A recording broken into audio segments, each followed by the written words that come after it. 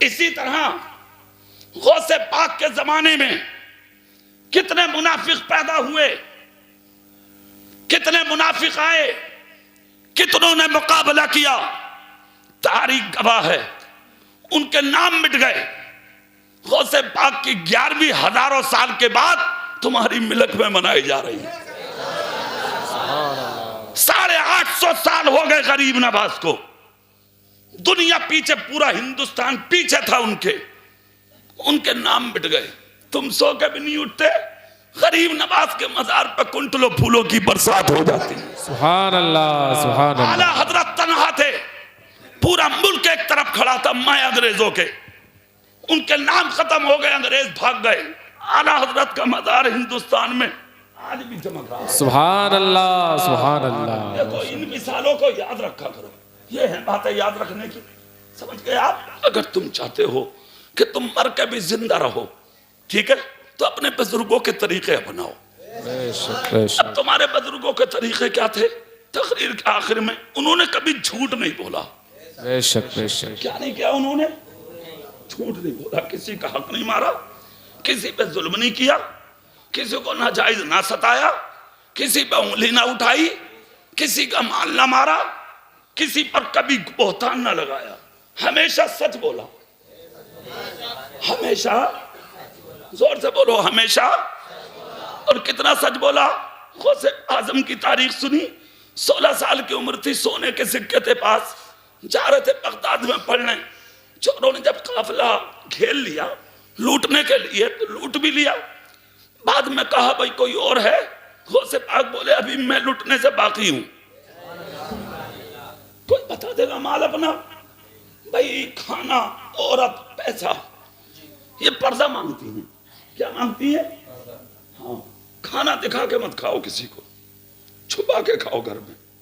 हो सकता है तेरे घर में अच्छा बना हो, पड़ोस में कोई चटनी खा रहा हो, इसलिए किसी को दिखा के नहीं। दौलत की भी नुमाइश मत कर। तेरे पास तेरी दौलत है तो करोड़ों का आदमी है, कोई कटोरे में 2-4 रुपए लेके भीख मांगता भी होता है, कभी नहीं। औरत को छुपा कर रखो। औरत का माना ही पर्दे में रहने वाली चीज है। गौसे पाक ने फरमाया हाँ मैं लुटने से बाकी हूं। अच्छा क्या है तेरे पास? हाथ डाला, सोने के 100 सिक्के निकाल के डाल दिए। चोरों का सरदार बोला अरे इतना तो सब पे भी नहीं था, तूने अकेले ने डाल दिया, क्यों बता दिया? मुस्कुरा के 16 साल के गौसे आदम ने क्या कहा? अरे क्या हैसियत है इन सोने के सिक्कों की मेरी मां के दूध के कतरों के सामने। कहा सुन, मेरी मां ने कभी मुझे बगैर वुजू दूध नहीं पिलाया। सुभान अल्लाह, जोर से बोलो, माशाअल्लाह, दिल से बोलो, दिल से। आज तो बगल में बच्चा और सामने मोबाइल, रोटी बना रही है नंगे सर, हाँ, और तुम भी देख रहे हो, गरम निकाल दे गरम। अरे बेहया, कहता रोटी नहीं खाऊंगा जब तक के सर पे दुपट्टा नहीं होगा। मगर कहेगा तो जब जब कहने के लायक हो, बन तो जाए ऐसा। ये धौंस और ये जुमले वही औरत सुनेगी जो अपने शौहर को इशा और फजर में ठंडे पानी से वुजू करते और सजदे करता हुआ देखेगी। बेशक, सुभान अल्लाह, सुभान अल्लाह। हाँ, औरत जानती है तुम्हारी हैसियत को। सुन लो, पहचानती है औरत, बहुत अक्लमंद होती है औरत भी। बात औरत ऐसी है, उसने घर को जन्नत बना दिया। बेशक, सुभान अल्लाह। गौसे पाक ने क्या कहा? सुनो जुमला इधर। कहा मेरी मां ने कभी मुझे बेवजू दूध, जोर से बोलो, आंख से आंसू निकल गए। कहा मैं उस मां का बेटा हूं, उठा ले इन्हें सिक्कों को, उठा ले, सच्चे मां बाप का बेटा हूं मैं। तो चोरों का सरदार बोला कहां से आए हो? बोले जीलान से। नाम क्या है? बोले अब्दुल कादिर। तुम्हारा खानदान कौन सा? कहा पता पूछेगा? बोले हाँ। कहा तो फिर सुन, बेटा हूं मदीने के मुस्तफा का, नाम अब्दुल कादिर है। कहा कहां जा रहे हो? कहा इल्म दीन हासिल करने, हाफिज हूं, कारी हूं, आलिम हूं। दीगर उलूम हासिल करने बगदाद जा रहा हूं, ले जा सिक्कों को। कहा बेटे अगर तू हमें सिक्के ना देता तो हमें खबर ना होती कि तुझ पे कुछ है। उसे बात बोले अरे तूने मुझसे कहा था, मैंने तुझे दे दिया, उठा ले जा उठा के। कहा गुजारा कैसे करोगे? कहा खुदा की कुदरत पे, सिक्कों पे भरोसा नहीं, अल्लाह की रहमत पे भरोसा है। हाँ ये है इंसान, इसे कहते हैं जिंदगी। इतना जब कहा तो चोर के पैर उखड़ गए, सिक्के उठा के 16 साल के गौसे आजम की जेल में डाल दिए।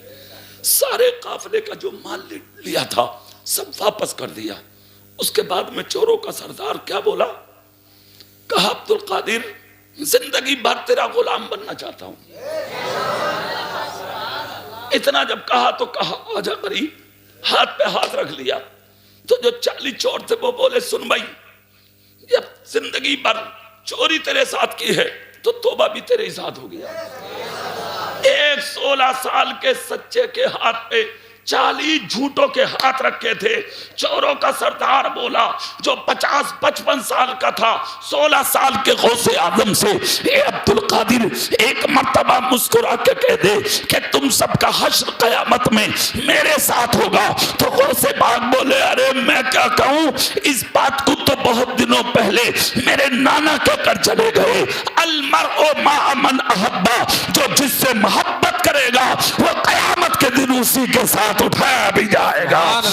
मिलक वालों पता ये लगा, झूठों के साथ रहोगे, झूठों के साथ उठोगे, चोरों के साथ रहोगे, चोरों के साथ उठोगे, शराबियों के साथ रहोगे, शराबियों के साथ रहोगे, सच्चों के साथ रहोगे तो सच्चों के साथ उठाए भी जा। सुभान अल्लाह। इसलिए दुनिया में भूखे रह लो, प्यासे रह लो, गरीब रह लो, किसी भी तरह से जी लो, मगर किसी का दिल मत दुखाना, किसी पे जुल्म मत करना, किसी पे साथी मत करना।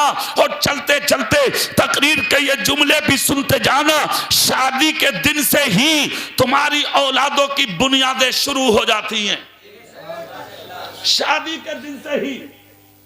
इसलिए निकाह को पहले नंबर पे तो करो आसान। दूसरी बात, निकाह तुम्हारे नबी की सुन्नत है। बेशक सुभान अल्लाह। निकाह के मौके पे कोई डीजे नहीं होना चाहिए, कोई गाना ना हो, कोई बाजा ना हो, कोई डीजे ना हो, कोई कंपनी ना हो, कोई नाचने वाली औरत ना हो। कसम खा के एक बात बताओ, तुम मिलक में रहते हो, कुनर की या बिलारी या चंदोसी कोई दूर नहीं ना? अगर दूर है भी, चंदोसी किसी मुसलमान की अगर कोई बेटी है तो कसम खा के बोलो वो इस्लामी रिश्ते से तुम्हारी कौन हुई? सच बोलो, सच बोलो, अच्छा सब बोलो, तुम कौन हुई? बहन। अपनी बहन को नाचता हुआ देखते हो स्टेज पे तुम? अपनी बहन को नाचता हुआ देखते हो तुम? कहां जाता है तुम्हारा ज़मीर? कहां जाता है तुम्हारा ईमान? कहां चली जाती है तुम्हारी हया? कहां चला जाता तुम्हारा ज़हन और दिमाग? शर्म नहीं आती? सुनो मिलक के जिंदा दिल भाइयों, मैं चाहे मुरादाबाद के दूर का हूं या बाहर का हूं, अगर अपना समझते हो मुझे, मैं कुर्सी पे बैठा हूं ये अलग बात है, मगर जो बुजुर्ग हैं मैं उनकी औलाद हूं, जो जवान हैं वो मेरे भाई हैं। अपना समझ के एक जुमला बोल रहा हूं, उसे सुन लो, खुदा के वास्ते सुन लो, ना समझोगे तो मिट जाओगे। हिंदी मुसलमानों, तुम्हारी दास्तां तक भी ना होगी दास्तानों में। खुदा के लिए तमाम बुराइयों से रुक जाओ। ये रंडीबाजी, गुंडागर्दी, ये डीजे बाजे, तमाशे, गाने, खुदा के लिए सब छोड़ दो और निकाह को निकाह की तरह से करो। निकाह तुम्हारे नबी की सुन्नत है। सुन्नत रसूल के मौके पे रंडियां नहीं नचाई जाती, मुस्तफा पे सलाम पढ़ा जाता है। सुभान अल्लाह, सुभान अल्लाह। अहद करो जितने बैठे हो इस अहाते में, अहद करो आज गौसे पाक की महफिल में कि हम जितने यहाँ बैठे हैं, जिनके घर पे भी शादी होगी, बेटी की हो या बेटे की, हम कभी डीजे नहीं लगाएंगे इंशाअल्लाह। बोलो हाथ उठा के, गौसे पाक के नाम पे हाथ उठा के बोलो इंशाअल्लाह। सब जोर से बोलो इंशाअल्लाह। एक जितनों ने हाथ उठाया है, सिर्फ सब लोग मिलजुल के, जैसे कारी साहब बैठे हैं हमारे, इमाम साहब बैठे हैं हमारे, एक जिम्मेदार लोग हैं ये, जिम्मेदार लोग हैं ये, समझ रहे हैं आप? इन लोगों से राब्ता करें, इनसे बात करें, एक जवान बच्चों की कमेटी बनाने, वो कमेटी सिर्फ इंसानियत के लिए हो, अच्छाई के लिए हो, बुराइयों से रोकने के लिए हो। जब भी किसी के घर में ऐसा कोई काम होने जा रहा हो तो 4 लोग गांव के जाएं, उसे समझाएं, ठीक हो सके तो उसके घर में मुस्तफा के जिक्र का जलसा कराएं। और अगर वो बड़ा जलसा भी ना कर सके तो कारी साहब को बुलाएं, इमाम साहब को बुलाएं, थोड़ी देर उनसे बैठ करके मिलाद पढ़वाएं।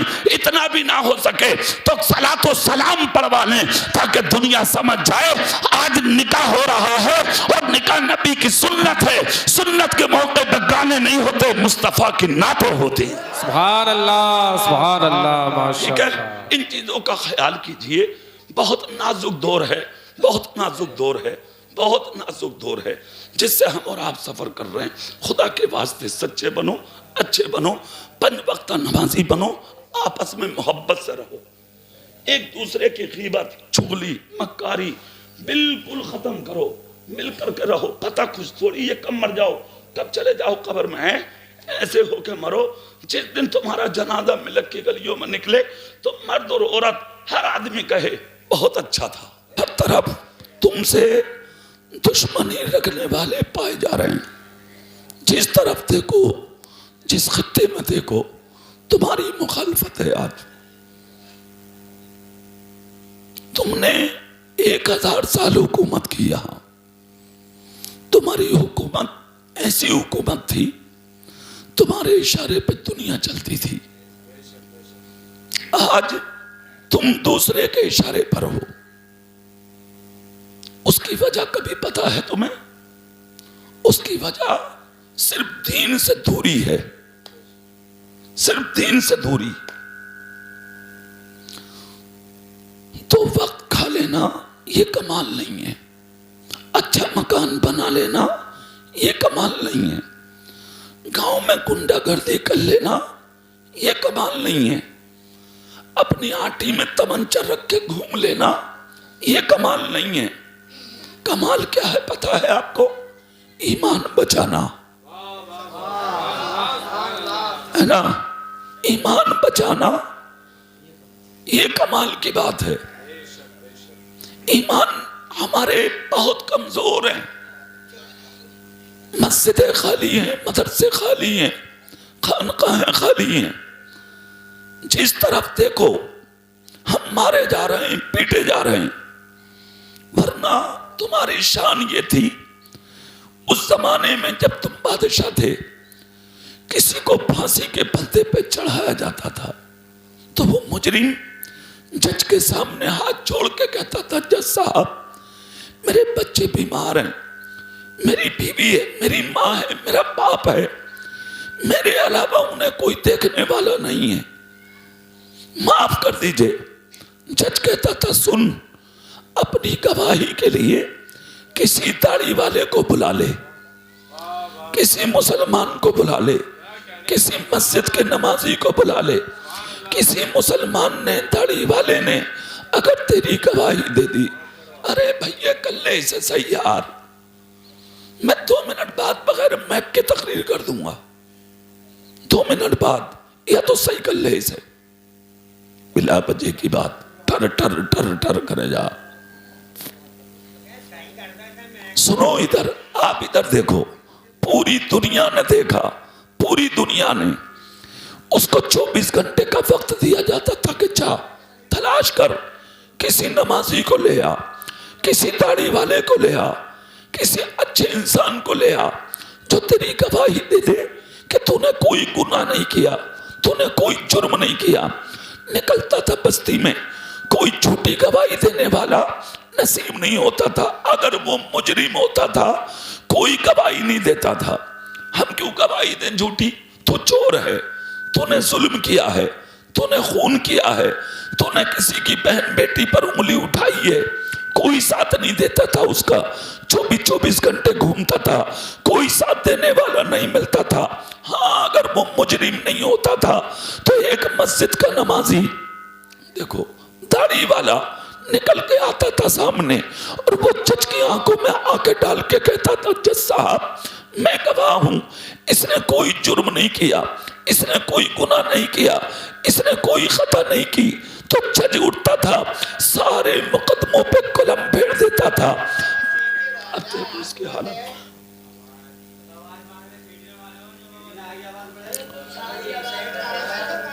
चलो चलो, अरे उसे करने दो, छोड़ो यार। हेलो, सुनो सुनो, छोड़ो। नन्हे भाई इस माइक की आवाज हल्की करो, कारी साहब वाले माइक की आवाज बढ़ाओ, फिर सीटी नहीं मारेगा।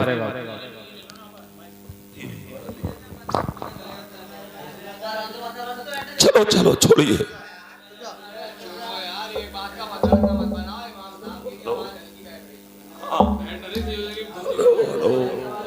सब ऐसे ही है।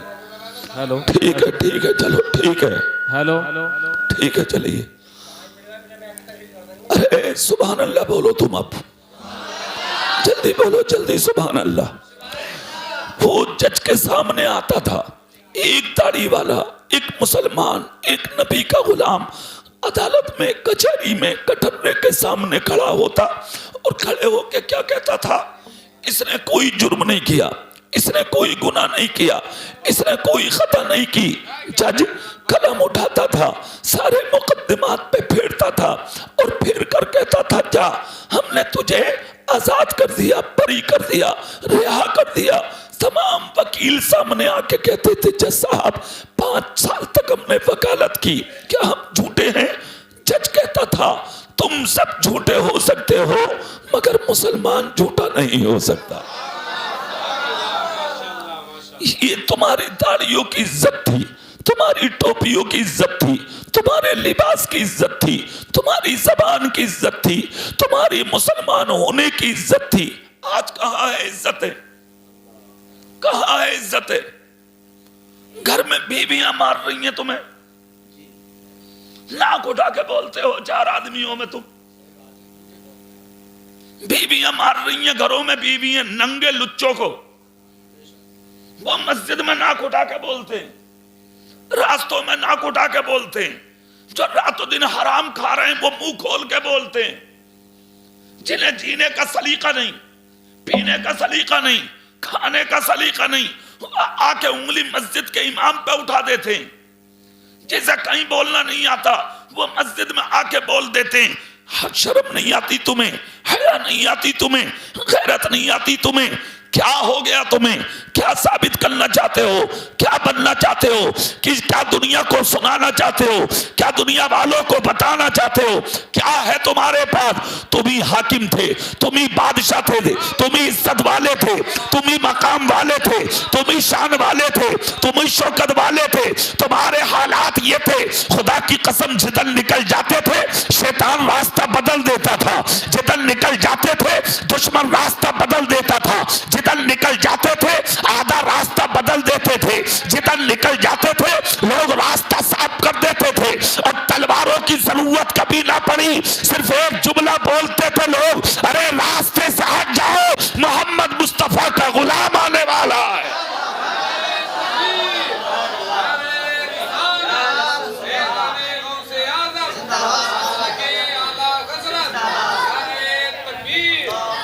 दुनिया में देखा, पूरी दुनिया ने देखा, देखो 4 मुल्क एक जगह, हुकूमत तुम्हारी थी मगर आलम क्या था तुम्हारा? मस्जिदों में तुम थे। जोर से बोलो आप। मस्जिदों में तुम थे, मदरसों में तुम थे, खानकाहों में तुम थे, मैदान में तुम थे। झूठ की महफिल में नहीं थे तुम, शराब की महफिल में नहीं थे तुम, गीबत की महफिल में नहीं थे तुम, चुगली की महफिल में नहीं थे तुम, गद्दारों की महफिल में नहीं थे तुम, मक्कारों की महफिल में नहीं थे तुम, सूद नहीं लेते थे तुम, सूद नहीं देते थे तुम, ब्याज नहीं लेते थे तुम, हराम नहीं खाते थे तुम, दूसरों की बहन बेटियों को गलत नजर नहीं देखते थे तुम, किसी की जमीन पर कब्जा नहीं करते थे तुम, भाई की दौलत को हड़पना नहीं चाहते थे तुम, दूसरों की डोले काटते नहीं थे तुम, दूसरों का हक दबाते नहीं थे तुम, किसी पे जुल्म नहीं करते थे तुम, किसी पे जाती नहीं करते थे तुम। तब तुम्हारी इज्जत का हाल ये था, जिन रास्तों से निकलते थे तुम्हारा रोब था दुनिया में, तुम्हारा दबदबा था दुनिया में। और सिर्फ सिंधों का रोब नहीं था, 850 साल हो गए गरीब नवाज को अजमेर में लेटे हुए, आज भी ऐसा रोब है किसी की हिम्मत नहीं है जो गरीब नवाज के बाजार पे बेवजू कदम रख दे।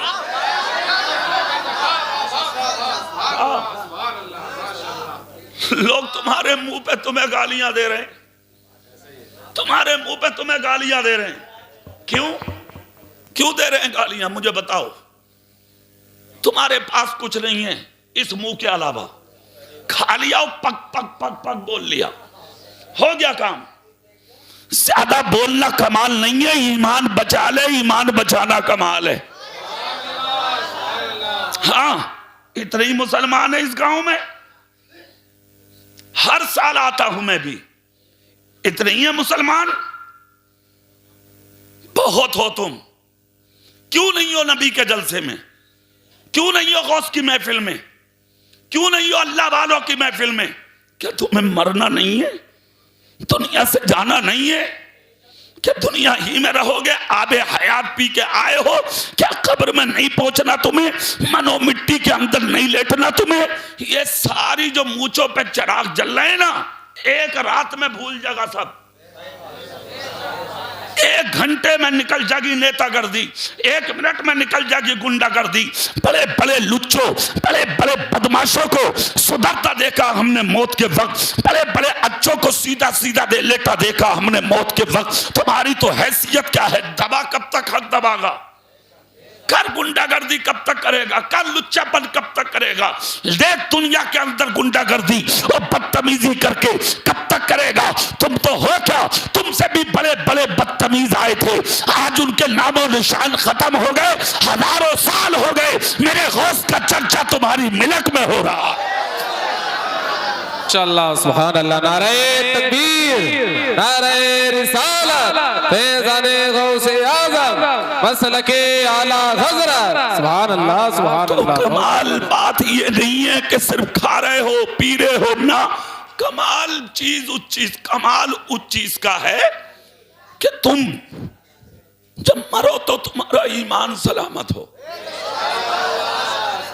भैया थोड़ा सा आवाज बढ़ा दे, ठीक है मैं अच्छा बोल रहा है, थोड़ा सा बढ़ा दो आवाज, हो गया काम।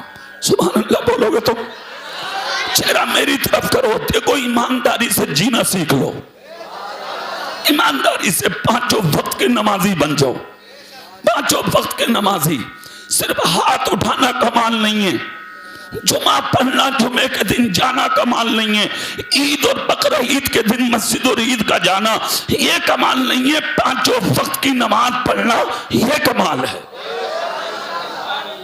मुंह से तो कोई भी कह दे हम भी नबी के आशिक हैं, हम भी नबी के आशिक हैं, हम भी नबी के आशिक हैं, मगर सच्चाई ये है जो 5 वक्त नमाजी है वो नबी का आशिक है, जो नमाजी नहीं है वो नबी का आशिक नहीं हो सकता। हो से पाक ने कभी नमाज छोड़ी हो तो बताओ? 40 साल तक ईशा के वजू से फजर की नमाज पढ़ी है गौसे आदम। कितने साल तक बोलो? 40 साल तक ईशा के वजू से फजर की नमाज अदा की है गौसे पाक ने। 25 हज पैदल चल के किए हैं गौसे आजम ने। फिर और आगे सुने कितने कमाल की बातें। एक पैर पर खड़े होके सारी सारी रात कुरान की तिलावत करते थे गौसे आजम। जंगलों में जाके पत्ते चबा चबा के खुदा के सजदे करते थे गौसे आजम। जंगल में 40-40 दिन रह के अंधेरी कोठरियों में गारों में जाके खुदा का जिक्र करते थे गौसे आजम।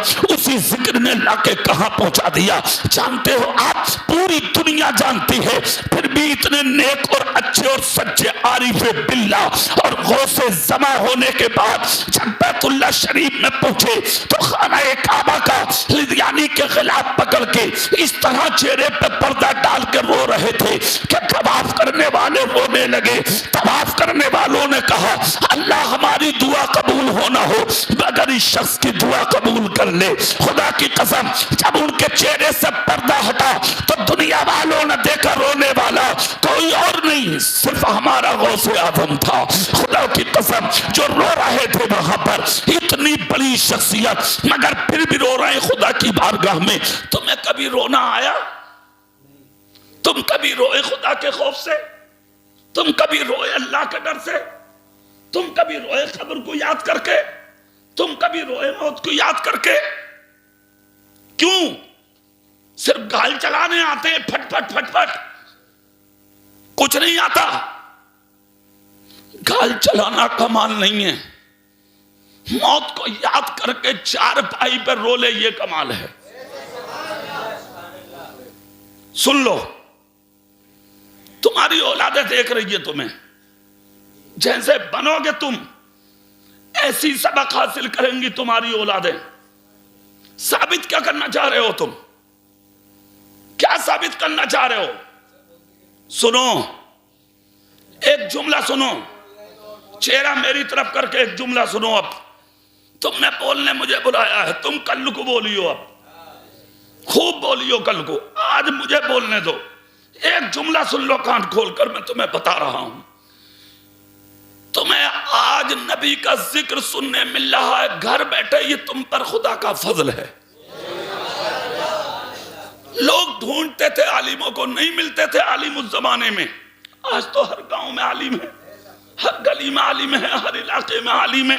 तुम्हारे गांव में खुदा ने ऐसा कारी पैदा किया, सैकड़ों शागिर्दों के उस्ताद हैं ये, सैकड़ों शागिर्दों के। और क्या चाहिए तुम्हें? नहीं मिलते थे लोग, तलाश करते थे उस जमाने में, कोई हाथ नहीं आता था उस जमाने में। आज तो खुदा का शुक्र है, जिधर देखो तुम्हें आलिम मिल जाते, तुम्हें दीन बताते, तुम्हें दीन सुनाते, तुम्हें दीन समझाते, फिर भी तुम डरने का नाम नहीं लेते हो। तुमने तो ये समझ लिया है मियाँ, ये मौलाना लोग हमें डरा रहे हैं, जो होगा देखा जाएगा, जो होगा देखा जाएगा, जो होगा देखा जाएगा। क्या देख लेगा तू? कोरोना आया, कोरोना आया, क्या देख लिया तूने? गांव में बांस बंध गए, तुम्हारे घरों के दरवाजे बंद हो गए, एक झटका ना झिला तुमसे, क्या देख लोगे तुम? जब तुम कोविड ना देख सके, कोरोना ना देख सके, तो मौत का झटका देख लोगे तुम, कब्र की अंधेरी देख लोगे तुम, कयामत की सख्ती देख लोगे तुम, कयामत की गर्मी देख लोगे तुम, अल्लाह का कहर देख लोगे तुम, अल्लाह का गजब देख लोगे तुम। एक झटका आया था, तुम वो ना देख सके, लोगों के चूल्हे बंद हो गए, जबानें बंद हो गई, लोगों के मुंह सुकड़ कर रह गए, दरवाजे बंद हो गए। खुद सोच, जब एक झटका बर्दाश्त न हुआ तो कब्र की अंधेरी तो तू कैसे बर्दाश्त कर सके? डर खुदा के खौफ से अपनी हालत को सुधार लो, अपनी जिंदगी को सुधार लो। खुदा के वास्ते जाहिर में भी मुसलमान बन जाओ और बातिन में भी मुसलमान बन जाओ।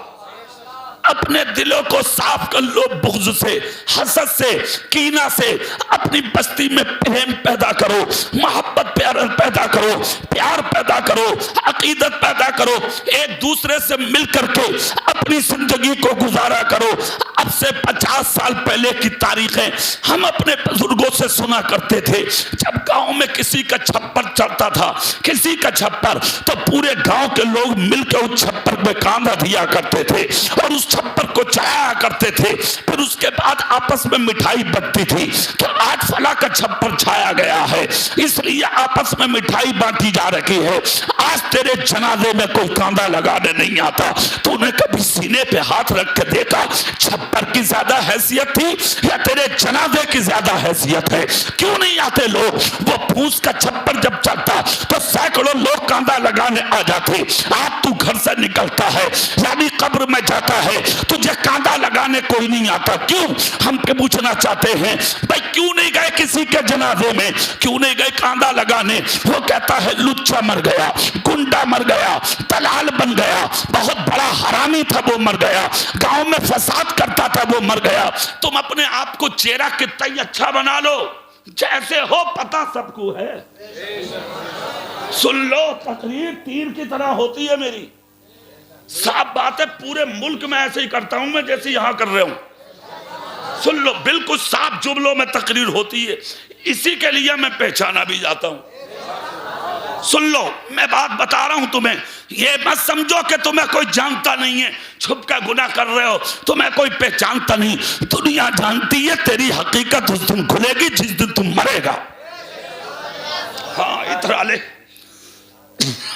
इतना ले जितना इतना ना हो, कर ले गुंडागर्दी जितनी करनी हो, कर दलाली, कर हरामकारी, कमा हराम पैसा, ले सूद और ब्याज, कर गद्दारी और दुनिया की जायदाद और मिल्कियत में यानी के फेर बदल कर, जो तुझे करना है कर, खुलेगी हकीकत जिस दिन तुम मरेगा।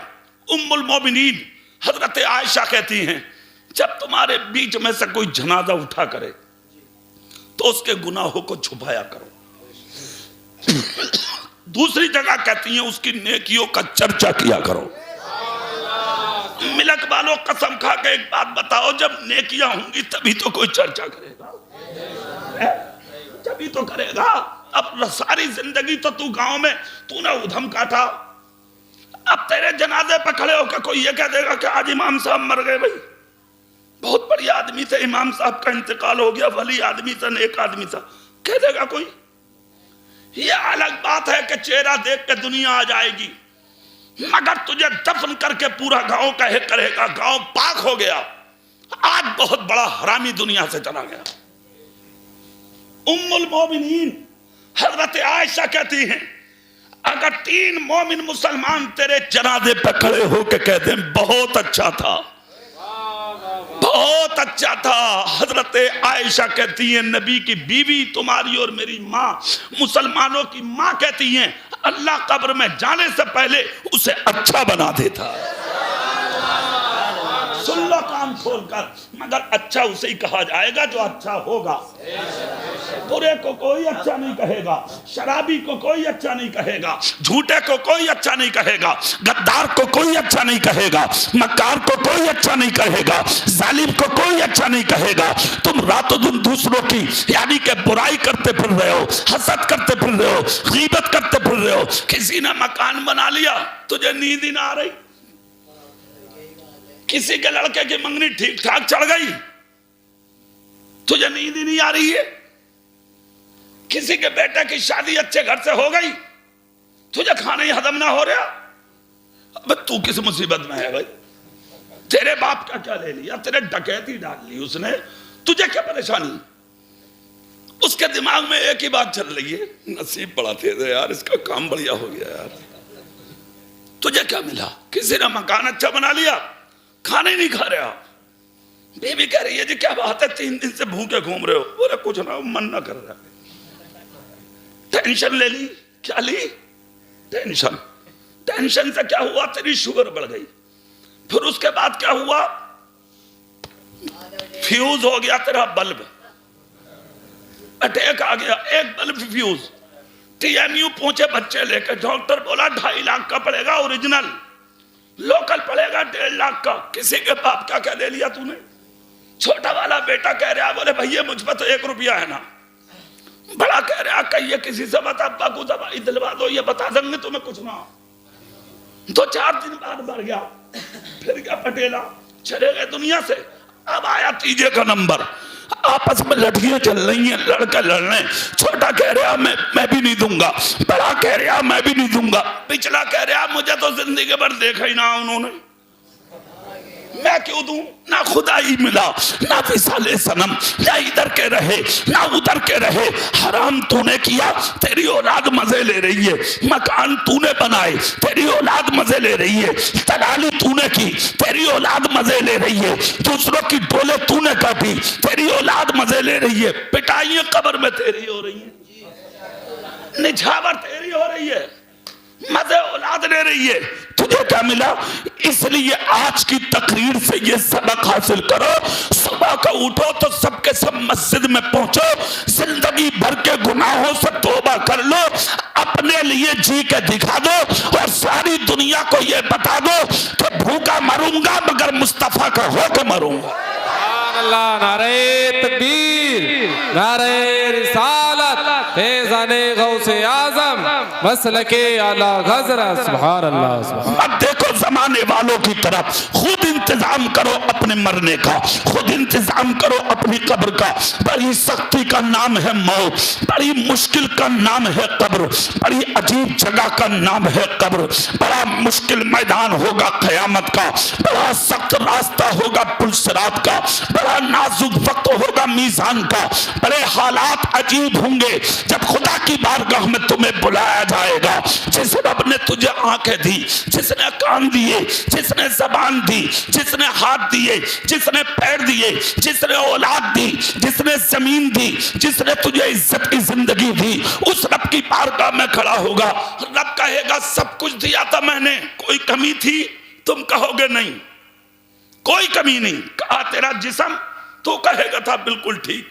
बेटी थी पास? बोले हाँ। बेटे थे पास? बोले हाँ। जमीन थी पास? बोले हाँ। कभी भूखा रहा तू? बोले नहीं। मेरे लिए क्या किया तूने? रब कहेगा मेरे लिए क्या किया तूने? क्या है जवाब तुम्हारे पास? सिर्फ ये कि साल में एक मर्तबा जलसा होता था, हमसे वो भी नहीं सुना जाता था? सिर्फ ये होगा जवाब? 5 वक्त की अजान होती थी मस्जिद में, हम मस्जिद में जाके नहीं बैठते थे? ये होगा जवाब? नबी के जलसे होते थे, हम जलसों में बैठ के तबस्सुर करते थे, मजाक करते थे, हंसी करते थे, ठिट्ठा करते थे, कहे लगाते थे। ये होगा जवाब? क्या है तुम्हारे पास? कोई जवाब नहीं होगा। शर्म की वजह से गर्दन झुकेगी। एक बात बता रहा हूं मिलक वालों, थोड़ी सी बेइज्जती अगर मिलक में हो जाना, थोड़ी सी, तो घर से ना निकलते हो तुम। गांव वाले क्या कहेंगे, किसे सूरत दिखाऊंगा? तूने कभी सोचा कि सिर्फ तेरा गांव नहीं, कुंदर की नहीं, बिलारी नहीं, चंदोसी नहीं, मुरादाबाद नहीं, पूरी कायनात इकट्ठा होगी कयामत में। तुम सोचोगे भीड़ बहुत होगी मौलाना, कौन देखेगा हमें? तो चूंटियां भी ऊंट के बराबर गर्दन रखने वाली होंगी। पत्थर बोलेंगे, दीवारें बोलेंगी। जहां छुप छुप के गुनाह किए हैं तुमने, गलत काम किए हैं तुमने, हराम काम किए हैं तुमने, मर्द हो या औरत, दीवारें बोलेंगी कयामत में, पत्थर बोलेंगे कयामत में, जानवर बोलेंगे कयामत में, बेज़बान गवाही देंगे कयामत में। मौला मैं गवाह हूं, इसने ये जुर्म किया, इसने ये जुर्म किया, इसने ये गुनाह किया, इसने ये गुनाह किया, इसने ये खता की, इसने ये खता की। मैं तुमसे पूछना चाहता हूं, बेबस हो जाओगे, बेसहारा हो जाओगे, मदद मांगोगे, कोई मदद करने वाला नहीं होगा। हे मेरे मिलक के जिंदा दिल भाइयों, मैं तुम्हें बताना चाहता हूं, आज तुम्हारी उम्र इतनी हो गई, तुम मस्जिद और मदरसों में जब नहीं जा सकते तो फिर तुम कहां जाओगे? एक जलसा हमारे अकाबिर ने रखा था ताकि 1-2 घंटे का जलसा हो जाए, उसमें दीन बताया जाए, दीन सिखाया जाए, कब्र हश्र के बारे में सुनाया जाए, खुदा के खौफ से डराया जाए, ताकि कौम समझे असल क्या है, सही क्या है, गलत क्या है। तुम इस महफिल में भी नहीं बैठ सकते। आलिम का काम होता है खुदा का खौफ लोगों के दिलों में डालना। हुज्जतुल इस्लाम इमाम गजाली कहते हैं, जिन इलाकों में ऐसे मौलवी रहते हों जो सिर्फ लोगों को अल्लाह के रहमो करम की बातें बताएं, जन्नत के मुझते सुनाएं, कब्र और हश्र से ना डराएं, ऐसे इलाकों में शैतान के जाने की जरूरत नहीं है। यानी वो मौलवी ही शैतान है जो लोगों को बहका रहा है। मौलवी का काम है कि लोगों को अल्लाह का खौफ उनके दिलों में डालता रहे और बाद में जन्नत की खुशखबरी सुनाता रहे। इतराओ मत, जिंदगी पर इतराओ मत अपनी। सुनो मेरी तकरीर के ये जुमले सुनो। अफसोस हुआ मुझे तब मैंने तुम्हारे सामने ये जुमले बोले। बहुत अफसोस होता है कभी कभी। पता है क्यों? दुनिया तुम्हारे पीछे पड़ी है इस वक्त और तुम अपने मजे में मस्त हो। तुम्हें कुछ नहीं पता क्या हो रहा। मैं यहां तकरीर कर रहा हूं, कल पता नहीं मेरी तकरीर के ये जुमले कहां कहां सुने जाएंगे। बहुत मुश्किल से जी रहे हैं हम लोग, बहुत मुश्किल से। खुफिया एजेंसियां आ रही हैं, जुमले मौलवियों का उठा उठा के लेके जा रही हैं, टारगेट किया जा रहा और हमारी कौम आज भी समझने का नाम नहीं ले रही है। क्यों समझा रहे हैं तुम्हारे उलमा तुम्हें? सिर्फ एक मकसद है, ताकि तुम पहचान लो अल्लाह क्या है, उसका रसूल क्या है, दीन क्या है, मुसलमान क्या है। बेशक, बेशक, बेशक। तुम आज तक नहीं समझे। 80-80 साल के बूढ़े हो गए, दुआए कुनूत याद नहीं है। हाँ सही बता रहा हूं मैं आपको, नमाज जनाजा याद नहीं है। कोई इमाम अगर सुनने के लिए बैठ जा तो दूसरे दिन को कह दे ना हाफिज जी को मत रखियो, बेइज्जती कर रहे हैं। हालात ऐसे बन गए। तुम्हारा दुश्मन है इमाम, तुम्हारा बुरा चाहता है इमाम? नहीं, इमाम चाहता है कि तू जन्नती हो जा। इमाम चाहता है कि तू मुसलमान सही माना में हो जा। इमाम चाहता है कि तू नबी वाला बन जा। इमाम चाहता है तू सही माना में अल्लाह का हो जा, अल्लाह के रसूल का हो जा। कोई और मकसद नहीं है उनका। उनका मकसद है तुम्हें अच्छा बनाना, तुम्हें सच्चा बनाना, तुम्हारे ईमान का इलाज करना। तुम आज भी समझने का नाम नहीं ले रहे हो। पूरी दुनिया में तुम्हारी मुखालफत हो रही है। तुम अपने मजे में मस्त हो, तुम अपने मजे में मस्त हो। तुम्हें कुछ नहीं पता हमें क्या करना है, किस तरह रहना है, किस तरह जीना है। इस दुनिया को सब कुछ समझ लिया। सच्चा मुसलमान कौन है?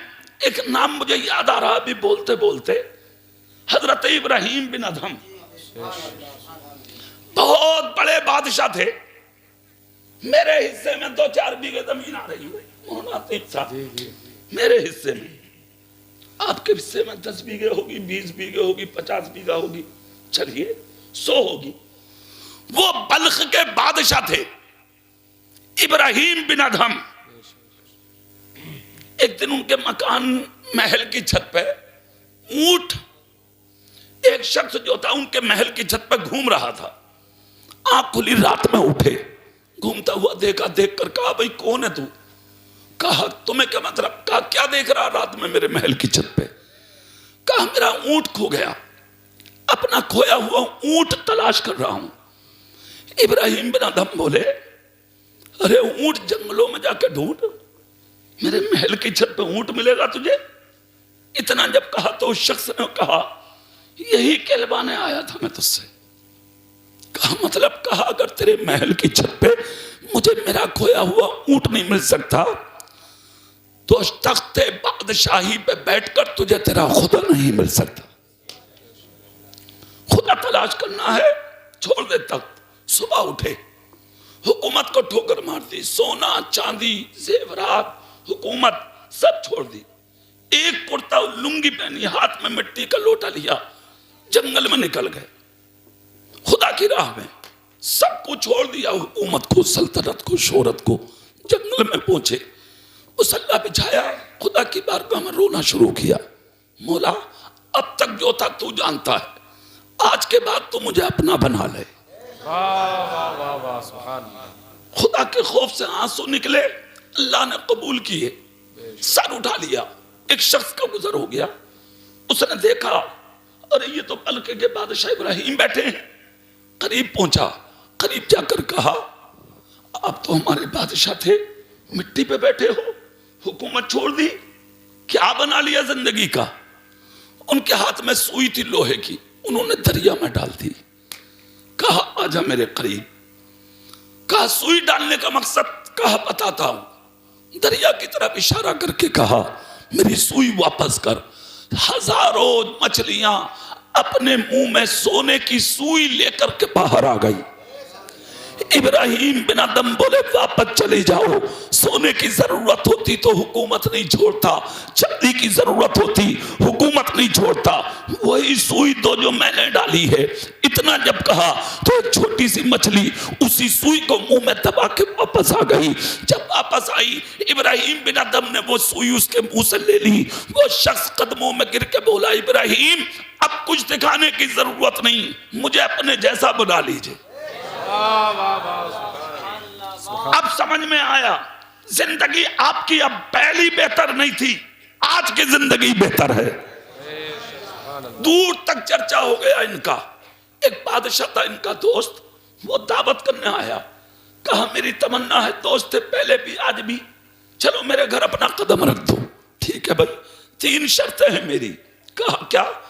कहा तेरे घर में आके जहां चाहूंगा वहां बैठूंगा, जो चाहूंगा वो खाऊंगा, बाद में जो मैं शर्त कहूंगा मेरी शर्त तुझे पूरी करनी होगी। कहा बिल्कुल ठीक है। तारीख का तयन हुआ, पहुंच गए तारीख पर। जैसे ही पहुंचे तो दस्तरखान बिछा, हजारों लोग खड़े थे इस्तकबाल को। लोग इस इंतजार में थे कब ऐलान हो, हम खाना शुरू करें। मगर बादशाह ने कहा नहीं, जब तक मेरा मेहमान खास नहीं आएगा जब तक खाना शुरू नहीं होगा। सब लोग करीब आ गए। जैसे ही करीब आए तो आने वाला आया। लोग बोले जब बादशाह का मेहमान आ रहा है तो बहुत फौज के साथ आएगा, मगर जब मेहमान आया तो वही लकड़ी की खड़ा हो, पैदल चले आ रहे हैं। कांधे में झोली पड़ी है, फटा हुआ लिबास है, चेहरे पर दाढ़ी है, नूरानी चेहरा है। आ गए निकल के, लेकिन जब आए तो जहां लोगों की जूतियां पड़ी थी लोगों की जूतियों पर बैठ गए। बादशाह हाथ जोड़ के बोला हुजूर कहां बैठे हैं? सोफे पे बैठिए, व्हाइट पर बैठिए, कालीन पर बैठिए। कहा खबरदार, मैंने पहले ही कहा था तेरे घर आके जहां चाहूंगा वहां बैठूंगा। फिर कहा लोगों खाना शुरू करो। चंद मिनट में दस्तरखान साफ हो गए, मगर इस आने वाले मेहमान ने अपनी झोली से सूखी रोटी के टुकड़े निकाले, उसी को खाना शुरू कर दिया। बादशाह बोला हुजूर ये क्या कर रहे हैं? कहा मैंने पहले ही कहा था जो चाहूंगा वो खाऊंगा। जब सब खा चुके तो जो तनूर था जहां रोटियां बनी थी सब लोगों को वहां बुला लिया और बुलाकर अल्लाह वाले ने कहा है कोई इस मजमे में ऐसा जो अभी खाना खा कर रुका है और यानी कि फारिग हुआ है? कहा सब फारिग हो गए। कहा मुझे एक इंसान चाहिए जो इस तबे पर खड़े होके एक वक्त के खाने का हिसाब दे दे। तवा जल रहा था, आग में सुर्ख था, तनूर पर रखा हुआ था। सब हाथ जोड़ के बोले हुजूर हमारे बस की बात नहीं, हमारे बस की बात नहीं, हम कैसे खड़े हो सकते हैं तबे पे? तब हजरत इब्राहिम बिन अदहम आगे बढ़े, अपने पांव की जूतियां निकाली, नंगे पांव जलते तबे पर खड़े होके अल्लाह की हम्द बयान की, मुस्तफा की नात बल्ली शुरू की, खुदा का जिक्र किया, इस्लाम की तारीफ की। हजारों लोग गदगद हो गए। बादशाह हाथ जोड़ के बोला हुजूर नीचे उतर आइए। जब नीचे उतरे तो ये कहते हुए उतरे, इन्हीं जुमलों से सबक हासिल करो कि जब एक वक्त के खाने का हिसाब तुम बादशाह के महल में नहीं दे सकते तो जिंदगी भर के खाने का हिसाब कयामत के दिन अहकमुल हाकिमीन की बारगाह में कैसे दोगे?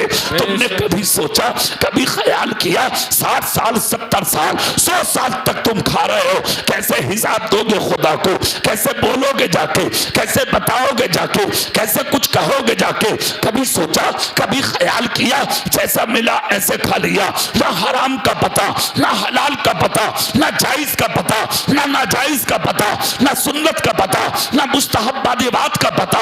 किसी चीज का तुझे शऊर नहीं, किसी चीज का तुझे पता नहीं। हराम मिल जाए वो खा लिया, हलाल मिले तो वो तो है ही है, लेकिन सुन इसका नाम जिंदगी नहीं है। मुसलमान नाम इस चीज का है। खुदा की कसम वो कभी हराम नहीं खाता, वो कभी दुनिया के अंदर किसी का दिल नहीं दुखाता। मुसलमान किसे कहते हैं पता? मुसलमान उसे कहते हैं कि खुद तो पेट से कपड़ा बांध के सो जाता है मगर किसी पड़ोसी को कभी भूखा नहीं सोने देता। अल्लाह नारे तकबीर, जिंदाबाद जिंदाबाद। यही शान तुम्हारे गौस की भी थी। हाँ? आज तो किसी पे मुश्किल आ जा तो तुम हिकारत से देखते हो, मजाक बनाते हो। एक रास्ते से निकल के जा रहे थे गौसे आजम, देखा एक शख्स पड़ा है जमीन पर, फटा हुआ लिबास कर दो गुबार में हटा हुआ। गौसे पाक पहुंचे, अपने कपड़े से उसका चेहरा साफ किया। सुभान अल्लाह, सुभान अल्लाह, माशाअल्लाह। कभी किसी फकीर के तुम काम आए हो? किसी बीमार की आयादत की है कभी? है? अगर इलाके का नेता बीमार पड़ जा 10-10 बार जाते हो देखने। विधायक साहब हैं, MP साहब हैं, मंत्री साहब हैं, ताकि उनके साथ एक फोटो खिंच जाओ। गुंडा बनना आना तुम्हें, लुच्चा बनना आना तुम्हें। इसलिए कभी किसी गरीब के पास गए हो? किसी गांव के फकीर के पास गए हो? कोई मुश्किल में है, जाके तुमने रात में उसकी मुश्किल के बारे में पूछा है? किसी की बेटी 30-30 साल की हो गई, कभी उसके बाप से जाकर पूछा कि तुम अपनी बेटी की शादी क्यों नहीं कर पा रहे हो? क्यों? मुसलमान नाम है इस चीज का जो अपने लिए पसंद करते हो वही अपने हर मुसलमान भाई के लिए पसंद करो। सुभान अल्लाह, माशाअल्लाह। फजर की नमाज पढ़ाकर मेरे सरकार मुसल्ले पे चेहरा फेर कर सहाबा की तरफ बैठे। चेहरा फेर कर बैठे तो मेरे नबी ने एक जुमला बोला, है कोई मेरे नमाजियों में ऐसा जिसने फजर से पहले किसी बीमार की इयादत की हो? हजरत उमर खड़े हो गए, बोले आका मैं जाने वाला था, नमाज छूटने की वजह से मैं जा ना सका। फिर नबी ने दोबारा कहा तो अबू बकर सिद्दीक खड़े हो गए। खड़े होकर कहा या रसूल अल्लाह मैं बीमार की इयादत करके आया। सुभान अल्लाह, सुभान अल्लाह, माशाअल्लाह, सुभान। हाँ, इसको कहते हैं मुसलमान नमाज बाद में पढ़ी, पहले फजर से पहले बीमार की इयादत की। कोई देख ना ले, कोई देखे ना देखे, मेरा खुदा देख रहा है। बेशक, सुभान अल्लाह। तुम तो किसी को देखने भी जाते हो तो इसलिए ताकि वो ये समझे कि वो भी आए थे, डूब के मर जाना कहीं। हर जगह बदला, हर जगह बदला। बदला इंसान से मत मांग, अपनी नेकी का बदला अल्लाह से मांग। जिस दिन अल्लाह नेकी का बदला देगा, खुदा की कसम दुनिया देखेगी, खुदा की कसम तू आगे होगा, जमाना तेरे पीछे हो। लोगों से मत मांगो बदला, जमाने वाले क्या बदला देंगे तुम्हें? और किसने आज तक किसको बदला दिया है? किसने आज तक किसको तोहफा दिया है? किसने आज तक किसी के हाथ पे कुछ रखा है? कुछ नहीं रखा है किसी के हाथ पर। मैं तुम्हें चश्मदीद एक बात बताता हूं, ना तो गांव का नाम बताऊंगा ना बुजुर्ग का नाम बताऊंगा। हजरत मौलाना हसीबुर रहमान साहब, हजरत बिल्कुल चश्मदीद बात। इमामत पहले भी करता था मैं, आज भी करता हूं। मैंने इमामत नहीं छोड़ी आज तक। हाँ, इमामत आज भी करता हूं, इमाम साहब हूं मैं आज भी, क्योंकि मैं जानता हूं कितना बड़ा खतीब बन जाऊं मैं, इमाम से बड़ा नहीं हो सकता। इमाम का मकाम बहुत ऊंचा है, इसलिए मैंने इमामत नहीं छोड़ी है। 2 मस्जिदों में तकरीर होती है जुमे के दिन। एक तो वहाबियों के मुंह पे तकरीर करता हूं असेंबली गेट पे, 16 साल से फी सबीलिल्लाह 1 रुपया आज तक तनख्वाह नहीं लिया हूं। 16 साल हो गए मुझे मुसलसल। दूसरा, जयंतीपुर में साबरी मस्जिद में तकरीर करता हूं मैं, कोई रुपया नहीं देता हूं, फी सबीलिल्लाह। मैं लाल बाग में भी रहा, वहां मैंने मस्जिद बनवाई, मदरसा बनवाया। मजार शरीफ की बेहुरमती होती थी हजरत, लोग ताश खेलते थे मोहल्ले के वहां पे, मुस्लिम और गैर मुस्लिम सब। पुलिस केस भी हुए वहां और लड़ाई झगड़े भी हुए वहां। खुदा का शुक्र है मैंने आज उस मजार को इतना आलीशान बनवाया है, गुंबद को। और वो ऐसे बुजुर्ग हैं कि जब सन 80 में झगड़ा हुआ था यहाँ, तो मुरादाबाद की सही माना में हिफाजत और निगरानी उसी वली ने की थी। ये बात मुझे मुफ्ती अय्यूब ने बताई थी। सुभान अल्लाह, सुभान अल्लाह। मुफ्ती अय्यूब साहब क़िबला को एक बात और बता दूं मैं आज आपको, सही लोग जो भी कहें वो अपनी जगह, मगर मेरा मानना यह है मुफ्ती अय्यूब जबरदस्त आलिम भी हैं और जबरदस्त आमिल भी हैं हजरत। हाँ, आमिल भी हैं, आलिम भी हैं। मैंने देखा है उन्हें। उन्होंने एक बात बताई, 16 साल इमामत की थी उस मस्जिद में उन्होंने, जिसमें मैं नमाज पढ़ाता था। तो उस वक्त तकरीर करने हम जाते थे बसों से। आज हमारे पास अल्लाह ने हमें कार भी दे दी। हम इस लायक कहाँ थे? उसका करम है, अल्लाह ने हमें आज कार भी दे दी, आज हम कारों से चलते हैं। उस वक्त हम बसों से जाते थे, ट्रेनों से जाते थे, टांगों में जाते थे। मैं स्टेशन पर मुरादाबाद उतरा, मैंने देखा कड़ाके की सर्दी थी, कोहरा था। एक बुजुर्ग हैं, अपने पजामे पर कपड़ा बांधे हुए थे नीचे, और वो कांप रहे थे सर्दी में, कंबल ओढ़े हुए अपने रक्शे में बैठे। मैं उतर के जब आया, मैंने उन्हें सलाम किया, उन्होंने जवाब लिया। मैंने जब उनकी हालत देखी तो मैं दूसरे रक्शे की तरफ चला, तो वो दौड़ के आए, कहा बेटा मेरे रक्शे में बैठ जाओ, मेरे रक्शे में बैठ जाओ। ये तकरीबन 16 साल की बात हो गई। सुनो चेहरा मेरी तरफ करके, कितने साल की बात? 16 साल हो गए इस बात को जो मैं जिक्र कर रहा हूं, गौर से सुनो। कहा बेटा मेरे रक्शे में बैठ जाओ। मैंने दिल में सोचा यार ये बेचारे कांप रहे हैं, कमजोर हैं, ज़ईफ हैं, नकाहत में अपनी आंखों से देख रहा हूं, इतनी दूर है लाल बाग, कहाँ स्टेशन, ये मुझे कैसे लेकर जाएंगे। मैंने कहा कि आप तो खुद ही सर्दी में हैं, परेशान है, कोहरा वैसे है। बोले बेटे कुछ भी सही मगर तुम बैठ जाओ, मैं तुम्हें पहुंचा दूंगा, मैं बहुत मुश्किल में हूं, बैठ जाओ। जब मैंने ये बात सुनी तो मैं बैठ गया। इस नियत से नहीं बैठा कि मुझे मंजिल तक पहुंचना है, इस नियत से बैठा कि अगर मैं ना बैठूंगा तो इनकी जो मुश्किल है, जो परेशानी है, वो बाकी रहेगी, वो हल होने वाली है नहीं। वो ये किसी मजदूरी के मजबूरी के तहत घर से निकले। मैं बैठा तो थोड़ी देर में चलता, फिर उनका रक्षा ढकेलता, फिर चलते वो, फिर मैं धकेलता, फिर आगे बढ़ाता। इसी तरह ऐसे समझो कि जैसे मैं उन्हें बैठा के ले गया लाल बाग तक, ऐसा समझ लीजिए। मैं धकेलता रहा, मंजिल तक हम चलते रहे। जब मंजिल पे पहुंचे तो मैंने उनसे एक बात कही, मुझे आप एक बात बताओ, आखिर तुम इस मंजिल पे आए क्यों? तो मालूम है उन्होंने क्या कहा? कहा बेटा मुझे मेरी औलाद ने पहुंचा दिया। किसने पहुंचा दिया? औलाद ने पहुंचा दिया। कहा मेरे 3 बेटे हैं। मैंने कहा फिर? कहा बेटे बेटी नहीं है मेरे पास।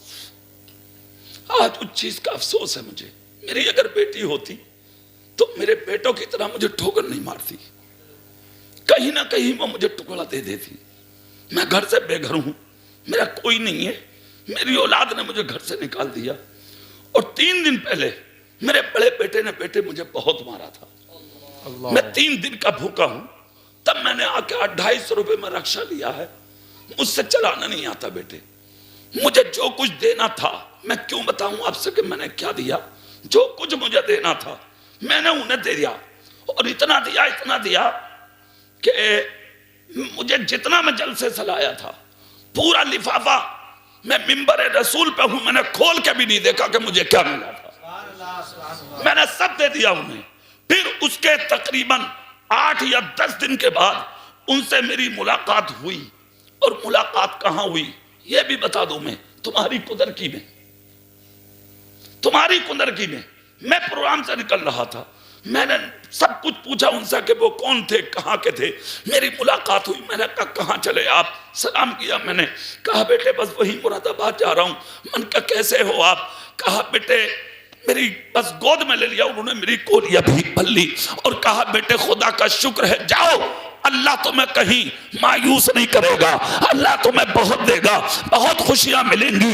तुमने जो मेरे साथ किया था उससे आज तक मैं जमीन पर तेज चल रहा हूं, और जो मुझ पर कर्ज था मैंने वो भी दुकान वालों को दे दिया, कपड़ा भी बना लिया, मैं उस दिन से इलाज भी कर रहा हूं अपना, मेरी जिंदगी ठीक चल रही है। मगर मेरे बेटों ने मुझे बहुत ज्यादा सताया, मुझे घर से निकाला। आज भी उनसे मेरा ताल्लुक है, आज भी मेरी बात है उन बुजुर्ग से, मुझे मिलते हैं वो। आज वो ये कहते हैं बेटे कल मुझे भीख मांगने के लिए मेरी औलाद ने मुझे मजबूर किया था, आज मेरी औलाद भीख मांग रही है और मैं परचूनी की दुकान चला रहा हूं। हमेशा याद रखना, किसी का बुरा करके तुम कभी अच्छे नहीं हो सकते, किसी पे जुल्म करके तुम कभी अच्छे नहीं हो सकते, किसी का बुरा सोच के तुम कभी अच्छे नहीं हो सकते। तुम अगर चाहते हो तुम बड़े हो जाओ, अच्छे हो जाओ, सिर्फ एक काम शुरू कर दो, दूसरों का भला शुरू कर दो। जिस दिन तुमने दूसरों की भलाई शुरू कर दी, तुम्हारा तो अच्छा खुदा खुद ब खुद कर देगा। हाँ, अब ये होगा कैसे? कोई बीमार हो ना, सबसे पहले उसे देखने जाया करो, मुंह दिखाने के लिए नहीं, अल्लाह की रजा के लिए। कोई मुश्किल में हो मुट्ठी बांध करके उसकी मदद किया करो, मुंह दिखाने के लिए नहीं, अल्लाह की रजा के लिए। कोई अपनी बेटी की शादी कर रहा हो गरीब, खुदा ने तुझे इस लायक बनाया है, खामोशी से जाके रात के अंधेरे में नोता बनाकर नहीं कर लिख ले ना, खामोशी के साथ रात के अंधेरे में उसकी गरीब बाप की जाके, गरीब बेटी के बाप की जाके मदद कर दे के लो, अपनी बेटी को डोली में बैठाओ। खुदा की कसम कोई देखे ना देखे, तेरा खुदा देख रहा है। फिर देखना उसका सिला तुझे कैसे मिलेगा। अगर कोई मुश्किल में है, खामोशी से मदद करके देख, अल्लाह तुझे इज्जतों के वो हार अता करेगा। दुनिया तेरे पीछे पड़ जाए, वो सब की सब घुटनों के बल गिर जाएगी, लेकिन तेरी इज्जत पर कभी उंगली नहीं उठा पाएगी। बेशक बेशक, सुभान अल्लाह सुभान अल्लाह। हिफाजत करने वाला तो अल्लाह है ना।